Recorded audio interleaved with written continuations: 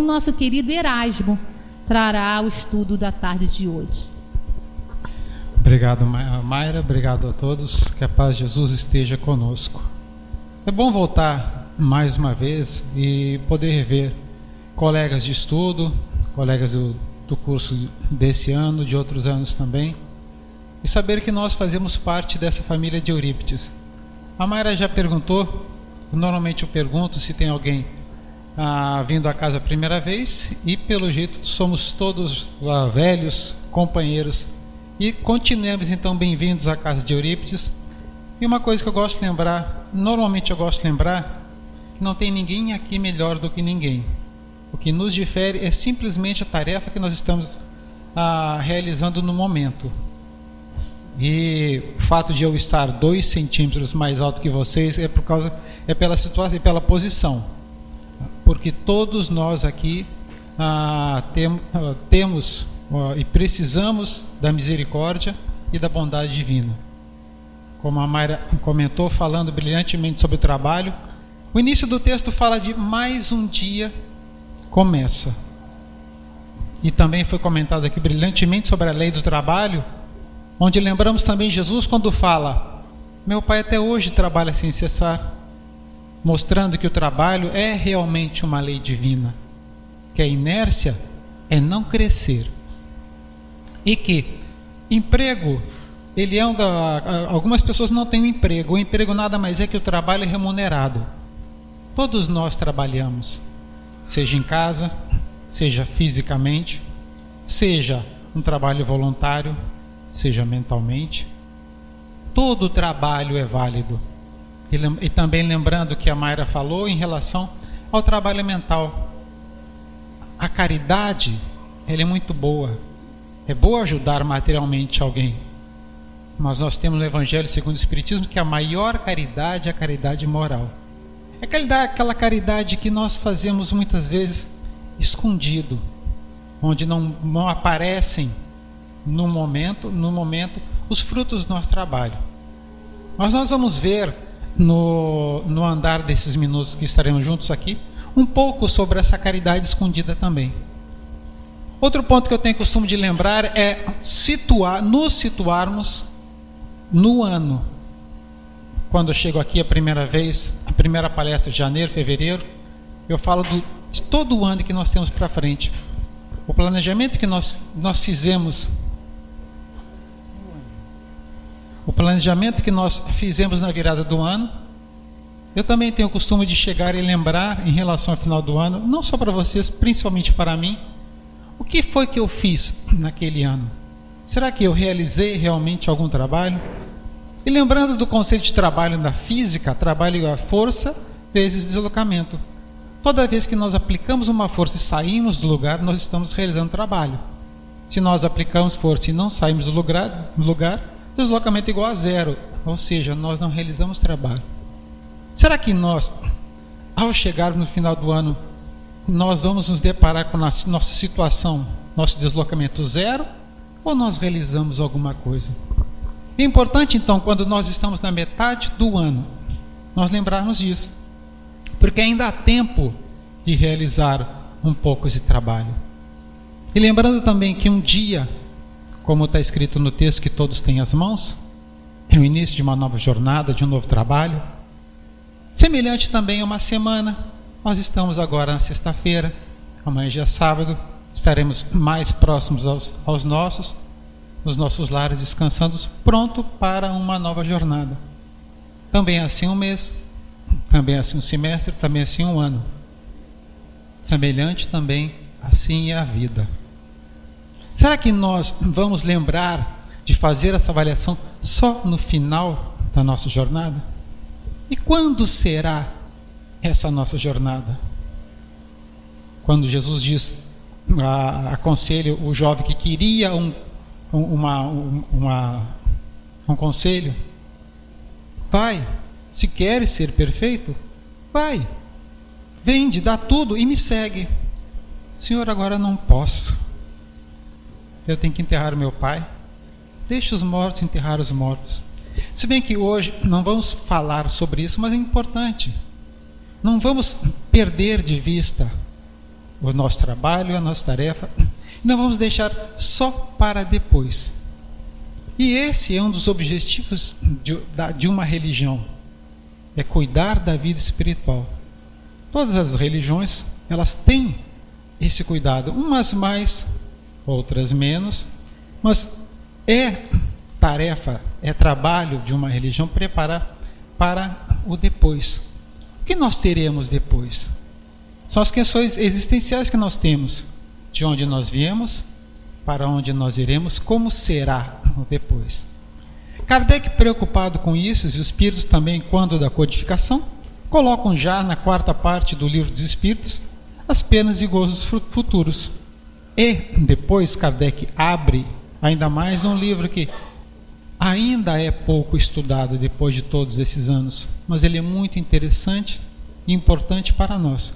E vamos nos ater um pouco a ele, do céu e inferno.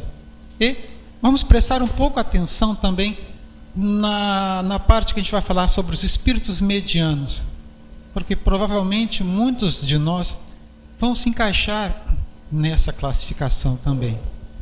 E o que nós temos nesse livro, O Céu e o Inferno?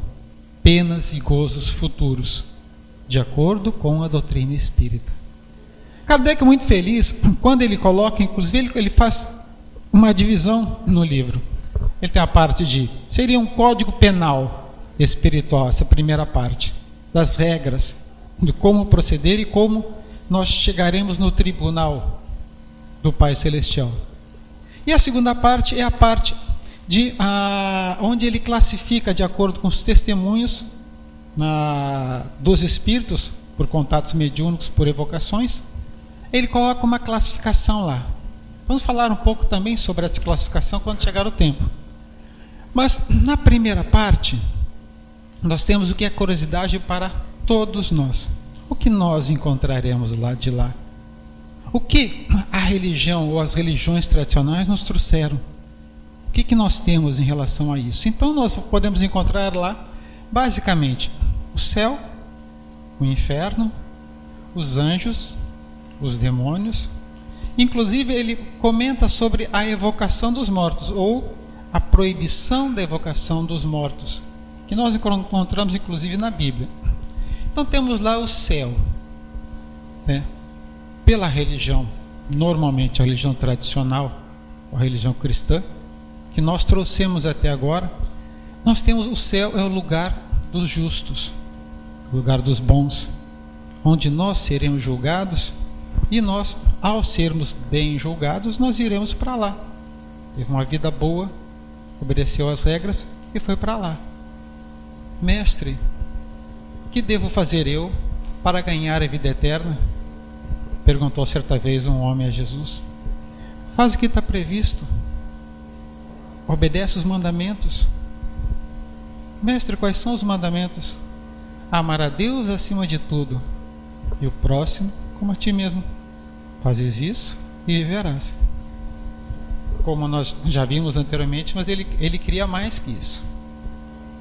Mas isso eu já faço. Se queres ser perfeito, então faz mais. E é isso que nós devemos ter em mente. O que eu quero para mim? O que eu quero para a minha vida? É um objetivo que nós temos que ter. Na vida física, na vida profissional, na vida doméstica, na vida sentimental, todos nós temos um objetivo. Mas esses dias eu estava lendo numa camisa de um jovem, na academia onde eu frequento, que ele diz assim: o sonho, sem a meta sem um plano é apenas um sonho. Muitas das vezes nós queremos algo, nós temos aquele objetivo, mas nós não nos importamos a realizá-lo, a chegar até lá. Então, se nós quisermos sermos perfeitos, devemos fazer por onde? Mas, voltando ao assunto do céu, até então, tinha-se a ideia, alguns séculos atrás, que o céu era um lugar físico. O céu era um lugar para onde as pessoas, os anjos viviam, e as pessoas iam para lá para louvar eternamente a Deus. A ciência evolui. E como Kardec lembrou, quando a ciência evolui, a religião tem que acompanhar a ciência. Nós desvendamos o espaço, mandamos satélites, mandamos naves, E nós chegamos à conclusão que a terra não é mais plana. Não existe aquela abóbada celeste simplesmente, onde lá era a morada de Deus, a morada dos santos, primeiro, segundo, terceiro céu. Os nossos irmãos muçulmanos contam até o 7º céu, Paulo foi até o 3º. E agora a gente sabe que em cima e embaixo é muito relativo. O reino dos céus, o reino de Deus, está dentro de cada um de nós. Este é o nosso céu. Lá onde estiver o seu coração estará também o seu tesouro. Não necessariamente um lugar físico. É claro que a gente, sempre quando a gente começa a estudar a doutrina espírita, e a gente muitas vezes começa a ler por André Luiz Nosso Lar, e a gente tem uma ideia de que o céu é uma colônia espiritual e basicamente nosso lar, e que lá vão os espíritas bons, não é assim? Não necessariamente. A colônia espiritual é um lugar que está numa região não muito longe daqui, e ela é temporária. Assim como regiões também umbralinas, a gente vai falar sobre isso, também são regiões temporárias. Não existe um lugar, de acordo com a lógica espírita, que tenha sido criada eternamente e será eternamente morada de espíritos justos lá. Como lembrando mais uma vez Jesus, há muitas moradas na casa do meu Pai. Se não fosse assim, eu teria dito: pois irei preparar lugar para todos. Então não existe um lugar pré-determinado para isso. É isso que nós temos de acordo com a lógica espírita. Da mesma maneira que nós temos também em relação ao inferno. Apesar de nós fazermos sempre analogias e achar que o inferno é a mesma coisa que o umbral, de acordo com os espíritas falam, na verdade não é. São conceitos diferentes. O inferno, até um pouco tempo atrás, pensava-se que era numa região infernal, uma região embaixo da terra, ou seja, sempre abaixo, e essa relatividade, né, o superior, o céu para cima, e o inferno para baixo. E dentro de lá estaria então um lugar infernal onde espíritos sofressem eternamente, guardados por demônios, por capetas, assim, que foram criados ou se rebelaram contra Deus, e lá ninguém mais sairia. Da mesma maneira que o reino dos céus está em cada um de nós, dentro de cada um de nós, o inferno também está dentro de cada um de nós.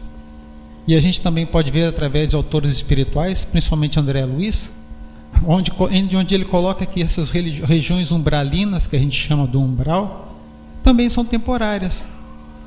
O céu, o inferno, ele vai de acordo com os espíritos que ali habitam. Quando nós estamos aqui reunidos uma segunda-feira, numa palestra ou no estudo, na sexta-feira à tarde, nós estamos numa paz celestial.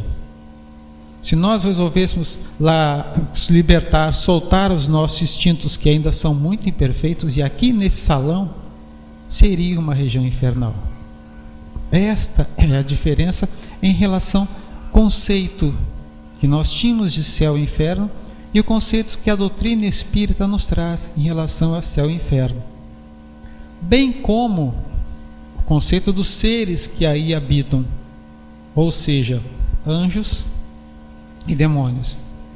Então nós temos, pela a lógica tradicional, que os anjos foram seres criados por Deus para servi-lo. Criados já puros, criados perfeitos, alguns representados por asas, outros por uma espada, onde eles travam a batalha entre o bem e o mal, e assim por toda a eternidade. Pela lógica espírita, nós sabemos que Deus, soberanamente justo e bom, não privilegia uns seres em detrimento de outros. E o que todos aqui já conhecem também, todos nós fomos criados simples e ignorantes. E nós cresceremos de acordo com o nosso trabalho, de acordo com o nosso comprometimento frente às leis divinas. é lógico que, se lembrarmos da lei do trabalho, que foi dito aqui pela Mayra, meu pai até hoje trabalha sem cessar. Então, Deus sempre que criou, porque esse é o trabalho do Criador. O Criador cria. Então, há espíritos mais novos e há espíritos mais antigos. Esta também é uma separação de evolução. Então, nós temos espíritos que estão mais evoluídos, porque são mais velhos espiritualmente. E também outros espíritos que estão mais evoluídos porque trilharam o caminho do bem mais rápido. Como é que a gente pode ditar a nossa evolução? É o livre-arbítrio. Quanto mais rápido nós quisermos chegar lá na frente, quanto mais rápido nós trabalharmos no bem de acordo com as leis de Deus, mais cedo nós chegaremos lá. Então esses espíritos de luz, os espíritos iluminados, espíritos superiores, espíritos puros, eles não são anjos. Podem até ter status de anjos, mas eles não foram criados como anjos. Porque uma das regras divinas, as leis divinas, a lei do progresso. Assim como o trabalho, nós temos a lei do progresso. E a lei do progresso, a lei da evolução, diz que a gente sempre vai evoluir. A gente sempre vai progredir. A evolução, ela só tem um caminho, só tem uma via. Da mesma maneira que a única certeza que nós temos aqui quando encarnados é que nós vamos morrer. Nós vamos bater as botas, não é assim que se diz? Nós vamos bater a bota, pregar o prego no caixão, assim por diante. Muitas das vezes nós nem falamos isso para não atrair a morte. Não é assim? Besteira, gente. A morte não é o ser, apesar que a gente a represente como aquele ser encapuzado, com uma foice na mão, isso é apenas uma representação. Às vezes eu começo a falar sobre morte assim, porque é natural. E de vez em quando alguém chega para mim, Cruzes, não fala em morte. Como assim não? Todos aqui nós não fôssemos morrer. Alguém aqui vai ficar para semente? Eu acho que não. Da mesma maneira que nós temos a certeza da vida e a morte, a certeza da vida espiritual é a evolução. E ninguém volta no caminho. Mas a gente precisa entender esse não voltar. Não é ter uma reencarnação com uma deficiência física que não teve antes. Não é isso. Não é na mesma situação de vida apresentar um problema moral que não tinha anteriormente. A evolução é espiritual, é do espírito. E se a gente fosse falar aqui, lógico, a gente ia passar um bom tempo, que não é o tema de hoje. Mas todos nós aqui compreendemos isso.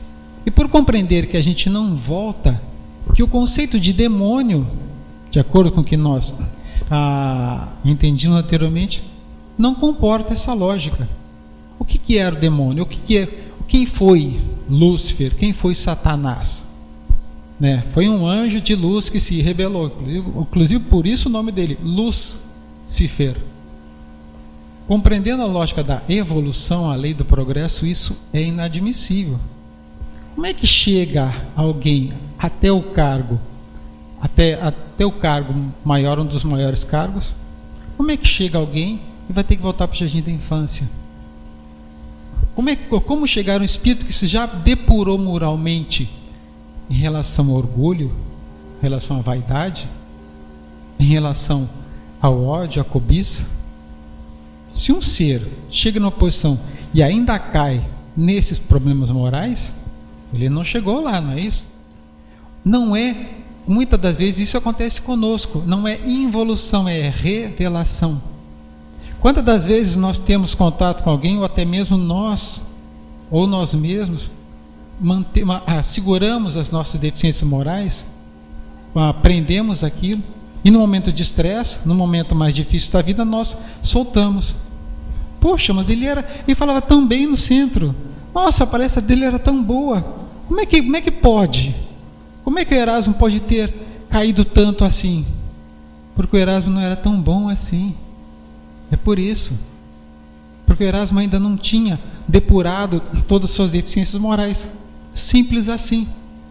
E por essa compreensão que a gente não consegue, a gente chega à conclusão que essa figura do demônio, da mesma maneira que a figura do anjo, na religião tradicional, entenda-se principalmente a católica e evangélica, não convém com a lógica espírita. Então tudo isso, mas é lógico que a explicação, a explanação de Kardec, ela é muito melhor, está muito mais interessante, e eu convido a quem ainda não abriu esse livro Céu e Inferno, fazê-lo, porque ele complementa o nosso estudo. A última parte desta primeira parte, o último capítulo desta primeira parte, ele fala da proibição da evocação dos mortos. Por que Kardec faz isso? Porque logo a seguir, na segunda parte, só há evocações. Como fazer isso se a Bíblia diz que é proibido evocar os mortos?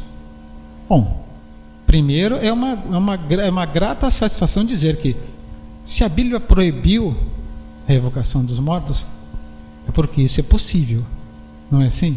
Não, poxa, peraí, as pessoas depois que morrem, elas não ficam num lugar que não podem ser incomodadas até o dia do juízo final? Como pode então evocar os mortos? Então, é possível evocar os mortos? Sim. Mas então por que Moisés proíbe isso na sua lei? Primeiro, como era naquela época e é até hoje ainda, muitas das vezes nós procuramos um oráculo, uma vidente, um médium, para saber coisas sérias. Mas muitas das vezes nós queremos coisas banais. Quem vai ganhar na loteria? Qual vai ser o último capítulo da novela? Será que a minha filha vai conseguir aquele emprego? Será que eu devo fazer isso? E naquela época, as pessoas procuravam oráculos por qualquer coisinha. Para vender um boi, para resolver uma disputa de um terreno e assim por diante. Então Moisés é proibido.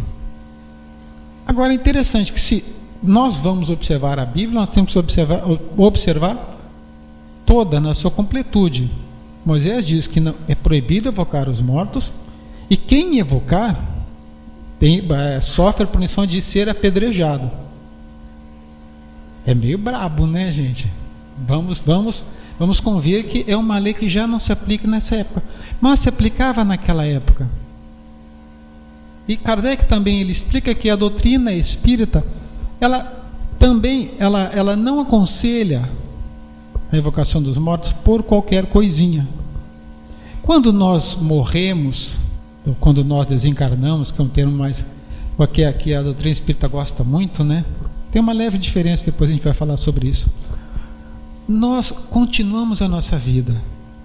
Nós temos a nossa casa, vamos para uma escola, vamos para um hospital, realizamos algum trabalho. Imagina toda hora alguém invocando a gente. Pera só um pouquinho, pera aí. Eu tenho meu trabalho aqui, não é assim. Então, a evocação, primeiro deve ser séria. Depois deve ter também uma utilidade, uma finalidade. Não se pode evocar todo mundo a toda hora ao seu bel prazer. E lembrando também, Chico, quando ele falava sobre essa comunicação entre os dois mundos, ele falava assim: o telefone toca sempre de lá para cá. É lógico que a saudade, principalmente daqueles que foram há pouco tempo, bate. Quem aqui não gostaria de receber uma carta, receber um comunicado de alguém que foi para o lado de lá, saber se está bem ou se não está? Nós temos uma ferramenta muito poderosa para utilizar. Chama-se prece, chama-se oração.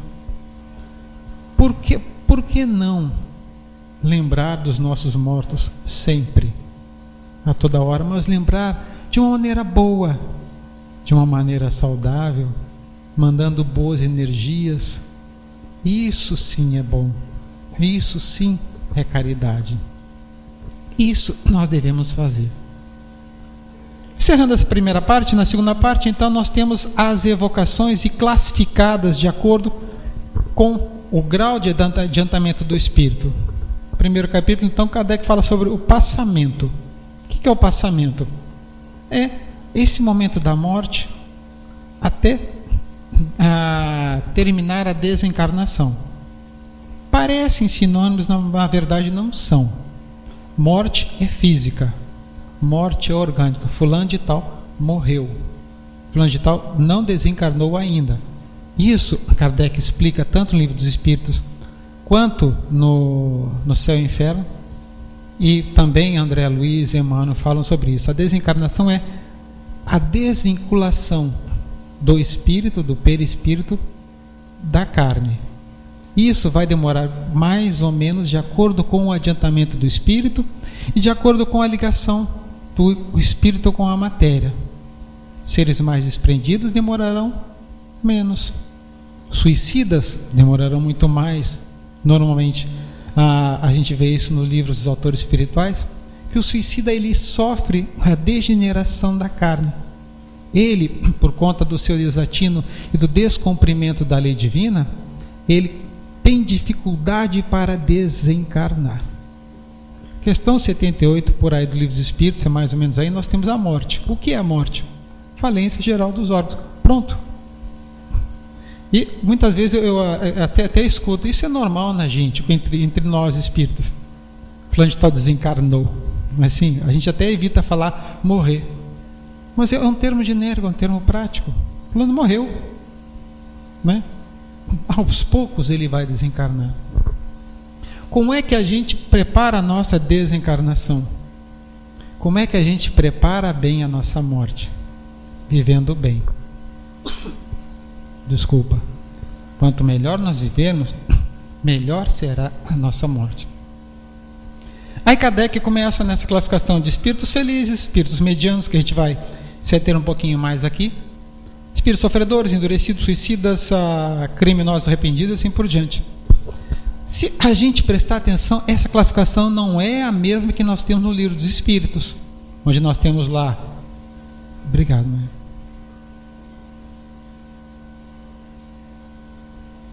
Onde nós temos lá espíritos puros, espíritos superiores. Por que essa diferença de classificação? Gente, é apenas uma classificação. Kardec colocou a classificação de acordo com os testemunhos, para ficar mais fácil, para que a gente pudesse entender mais fácil. Uma não inviabiliza a outra, tá? Mas vamos lá, ele pegou, evocou alguns amigos dele que já estavam mais do que para cá, já tinham se comprometido com ele. Outros evocações ele recebeu por carta e ele classificou e colocou lá. Espíritos medianos é o segundo capítulo. Eu acho interessante que normalmente a gente vai se identificar com algum desses quadros. Deve ter lá uns 8 ou 10 relatos. Nós vamos pegar 4 desses relatos aí para que a gente possa entender. E é para isso também que serve o estudo, para que a gente possa se conhecer melhor, para que a gente possa inclusive corrigir as nossas falhas. A primeira evocação é um senhor chamado Henrique, o avô honesto, um homem honesto. Quem já leu, provavelmente alguns já leram o Céu e Inferno, provavelmente não devem ter notado a diferença, o tempo entre a morte dele e a evocação. 22 anos depois da morte dele, há essa evocação. Por quem? Pela neta dele. Então, não é uma coisa por acaso. Não é, ele morreu, dali a pouco foi evocado, como é que está a situação dele? 22 anos se passaram. 22 anos do tempo nossa contagem de tempo. E ela, provavelmente, Kardec não coloca lá, mas provavelmente ela, estudiosa do espiritismo, saudosa do avô, provavelmente ela tenha sido criada no colo do avô, o tenha como uma boa figura, então ela faz a evocação. Ela pergunta ao avô: meu avô, como é que está? Tudo bem por aí? E ele dá um relato semelhante aos outros relatos. Eu não estou tão bem, também não estou tão mal. Eu não estou numa situação feliz, também não estou numa situação tão infeliz assim. O interessante é que esses relatos, nesse capítulo, os espíritos, nesse momento, não estão preocupados em passar para a gente aonde eles estão fisicamente. Eles não estão preocupados em dizer o que eles estão fazendo lá. E Kardec, ele é bem inteligente, esperto. Nesse momento, ele pega o estado de espírito realmente, que é o que interessa aí. E a neta, então, nessa comunicação, ela fica até surpresa. Mas o avô, ou seja, o avô que eu conhecia era uma pessoa boa, era um homem honesto. Como assim o senhor está mais ou menos? Imaginem nós, todos aqui, ou quase todos, já tem ou tiveram aquela figura do avô, não é isso?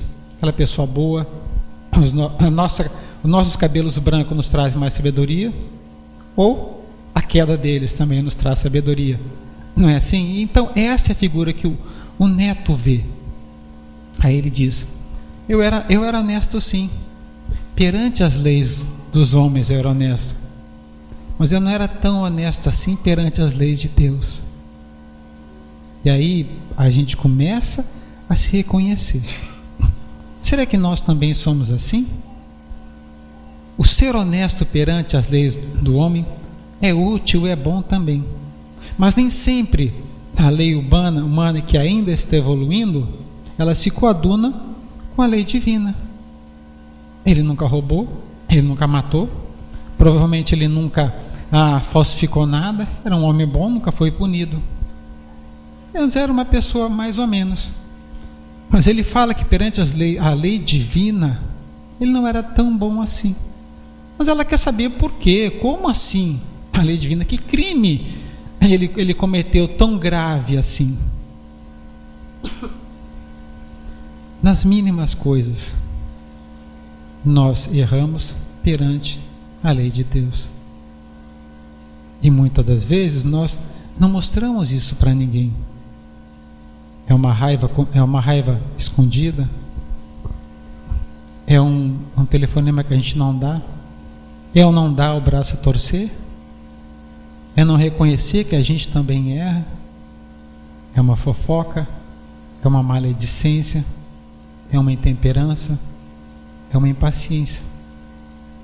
E nas menores coisas, lembrando também na parte da Bíblia quando fala: apartai-vos de mim, eu não vos conheço.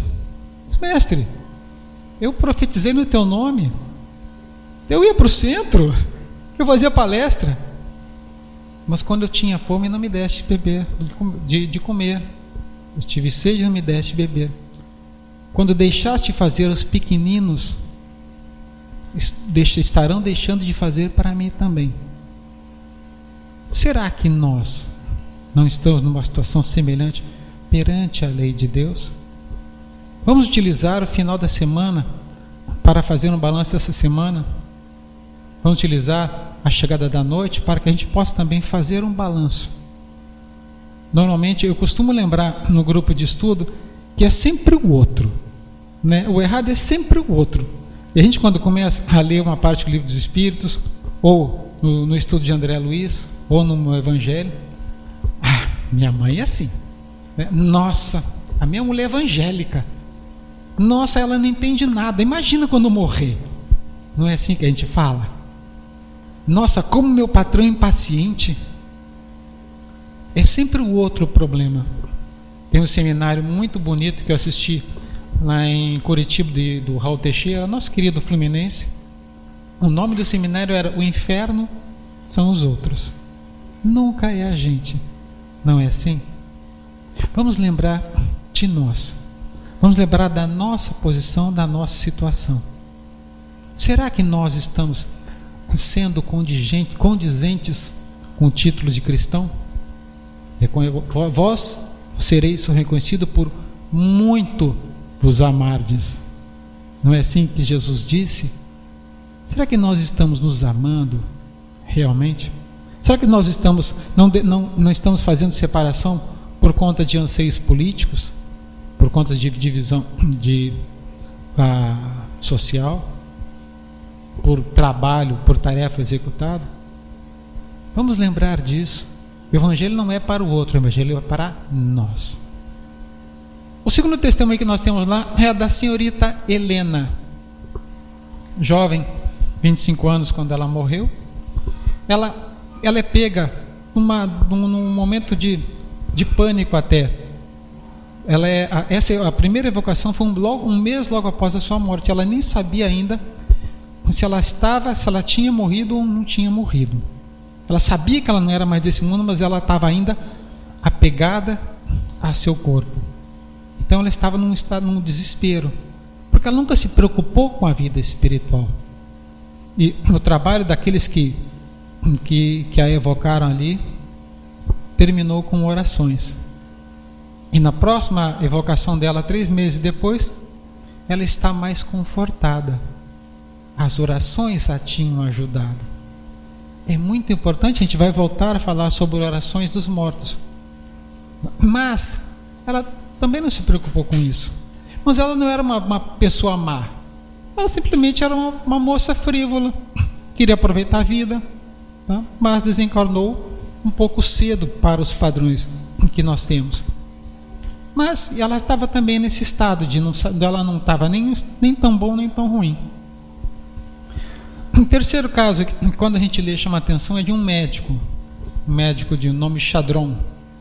Ele era médico da Marinha Mercante, ele trabalha numa baleeira, também não era importado, ele não se importava muito com essa parte de vida espiritual, para quê? Ele também não tinha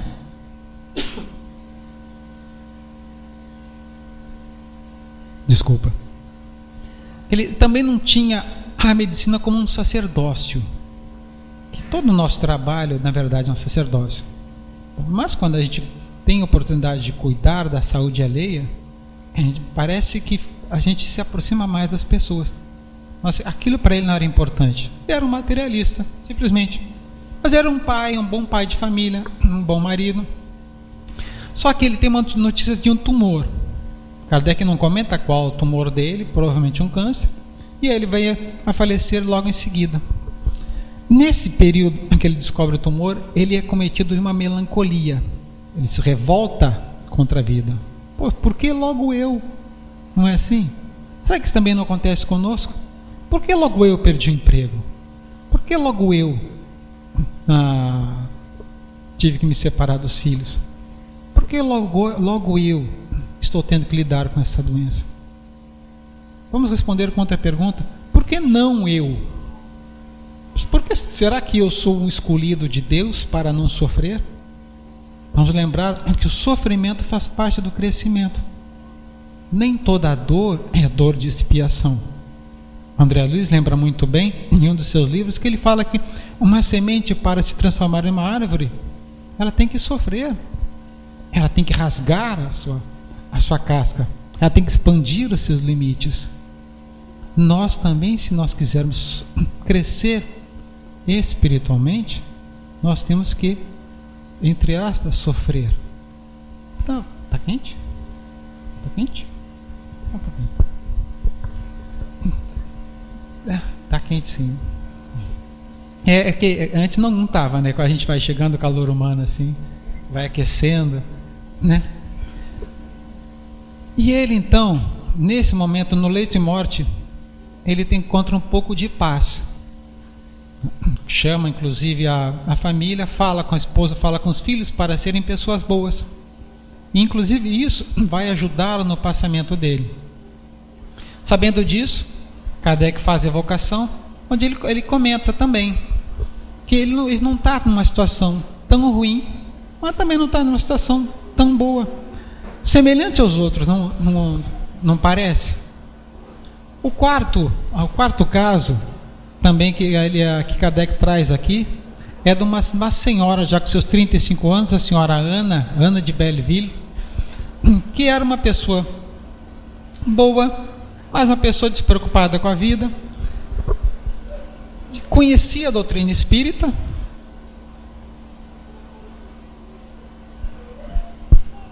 mas não interessava para ela uma reforma íntima.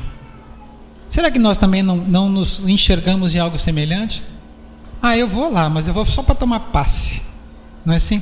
Não, eu não quero saber de trabalho para mim. Não, a doutrina espírita é boa, mas daqui a pouco me interesso por ela. Não é assim? Muitas das vezes isso acontece conosco também. E nós só vamos arregaçar as mangas quando a gente tem algum problema. Aí sim a gente resolve pedir ajuda a Deus, não é? lembra-se de Santa Bárbara só quando chove. Minha avó já dizia isso também. Esses espíritos agradeceram as orações que fizeram para eles. As orações aos mortos influencia positivamente. O que nós temos desses relatos e de outros que tem no livro também? Espíritos não tão bons nem tão maus não estavam preocupados com a vida espiritual. Se sabiam, não se empenharam em fazer uma reforma da sua vida, mas graças à lei divina, à lei do amor e da caridade, nós temos uma ferramenta muito poderosa que já falei antes, que é a ferramenta da prece. A prece funciona como uma luz. No caso de pessoas que já passaram por lado de lá, que estão nessa transição, para qualquer pessoa, para qualquer espírito, ela funciona como uma luz no caminho. Quando a gente faz uma prece, a gente não está tirando o trabalho que essa pessoa tem que executar, a gente está mostrando o caminho. Ela tem que fazer esse trabalho.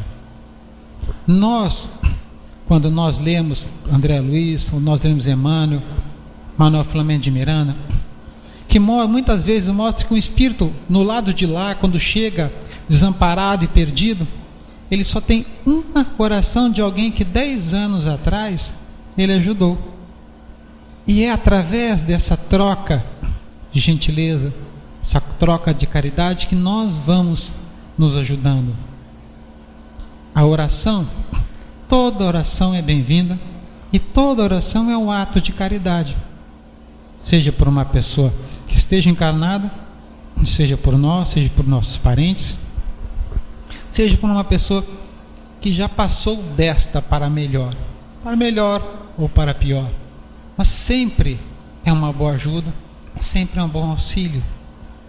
Alguns dos nossos irmãos da corrente evangélica acham que não precisa fazer prece porque morreu, já está no juízo final. Deixemos eles com esse pensamento. Nós não estamos aqui para julgar filosofias alheias, nós estamos aqui para agir de acordo com o nosso entendimento. Além da prece, além do trabalho, que é muito importante, a fé, ela é importantíssima para esse passamento, para essa situação num plano novo. Mas não é só porque alguém disse que a gente vai estar numa situação melhor. A fé nada mais é do que uma ferramenta. Como a gente viu na senhora Anne de Belleville, ela conhecia o Espiritismo, ela sabia o que ia encontrar. Muitas das vezes eu escuto falarem aqui no centro, na palestra, no estudo, eu quero ver quando o evangélico chegar do outro lado, né? Quando ele perceber que existe outro lado. Gente, o evangelho é para nós, não para os outros. Chico comentando certa vez, a gente encontra isso no livro do Richard Simonetti, rindo, refletindo com Chico, quando ele estava numa roda de espíritos que estavam falando sobre isso. Aí Chico comentou assim: eu nunca vi um espírita se comunicando e dizendo que estava bem. Todo o espírita, quando se comunicava por Chico, dizia que ele se ressentia do tempo perdido, e nunca dizendo assim: graças a Deus eu fui espírita, graças a Deus eu sabia que a vida continuava. A quem muito é dado, a muito será cobrado também. Então vamos lembrar desses espíritos que provavelmente nós também nos encaixamos em algum momento, de espíritos medianos, o homem honesto, a senhorita Helena, o médico Chadron, a senhora Ana Belleville, assim como outros que tem no livro ali, para que nós possamos fazer um auto-reconhecimento. Conhece-te a ti mesmo, e dessa maneira nós podemos nos ajustar. O que será que nós estamos fazendo com os talentos que Deus nos deu? Ao final da nossa existência, na nossa passagem e no julgamento que é dentro da nossa consciência. O que fizeste com os talentos que eu te dei? Lembrando daquela parábola de Jesus, de o Senhor que deu para os servos 5 talentos, 2 talentos e 1 talento. Cada um sabe o seu talento, cada um sabe da sua capacidade e o que tem a ser feito. Qual é o talento que nós temos que burilar? Talento da paciência, do perdão, do amor ao próximo, da compreensão. Todos esses talentos Deus nos dá de tempo a tempo para que a gente possa trabalhar e para que a gente possa chegar no final da vida e lembrar aquela parte do livro de Paulo quando escreve para Timóteo: combati o bom combate, acabou a carreira e guardei a fé. Que nós possamos levar isso para casa, levar isso para os nossos familiares e principalmente levar isso para a nossa consciência. O que será que eu estou fazendo com os talentos que Deus deu para mim? E será que até aqui eu estou conseguindo combater o bom combate? Guardemos e consigamos ir para casa com a paz de Jesus. Muito obrigado pela atenção de todos. Deus nos acompanhe.